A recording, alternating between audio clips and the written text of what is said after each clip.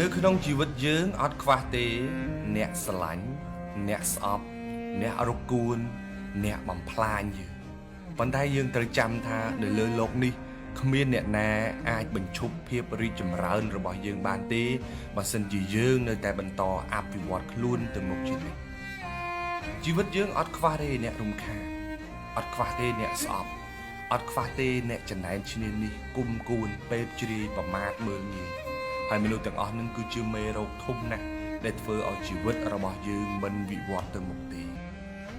សង្គមសពថ្ងៃនេះបើយើងនៅតែដែតដងទៅតាមរឿងទាំងអស់ហ្នឹងនៅតែចំណាយអារម្មណ៍ខ្វាយខ្វល់ជាមួយរឿងទាំងអស់ហ្នឹង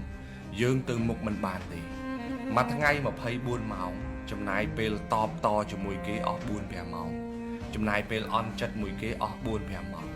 ចំណាយពេលខូចចិត្តអស់4-5ម៉ោងទៀត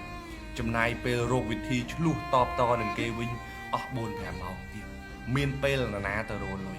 មានពេលណាទៅធ្វើការហើយសួរថាមានពេលណាទៅរកគំនិតថ្មីមកអភិវឌ្ឍខ្លួនកន្លែងនេះជាកំហុសធំណាស់សម្រាប់មនុស្សសម័យនេះ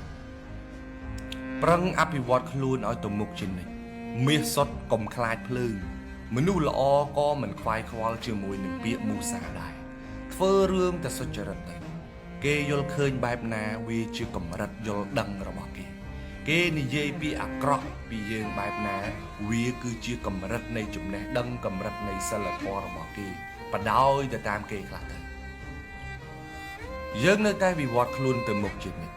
យើងកាន់តែរីកចម្រើនគេឈ្នានីសគេប្រមាថគេមើលងាយគេស្អប់យើងក៏ដោយក៏មិនអាចធ្វើអីយើងបានដែរហើយក៏មិនអាចទប់ជាមួយនឹងការវិវត្តខ្លួនរបស់យើងទៅមុខជាប្រចាំថ្ងៃនឹងបានដែរឈប់ខ្វល់ខ្វាយឈប់កើតទុកចាប់ផ្ដើមមើលមកខ្លួនឯងវិញលទ្ធផលអត់ចេះកុហកមនុស្សទេបើយើងនៅតែបន្តប្រឹងរៀនសូត្របើយើងនៅតែបន្តប្រឹងអភិវឌ្ឍខ្លួនរឿងតូចតាចទាំងអស់នេះមិនអាចមករារាំងភាពរីកចម្រើនរបស់យើងបានទេ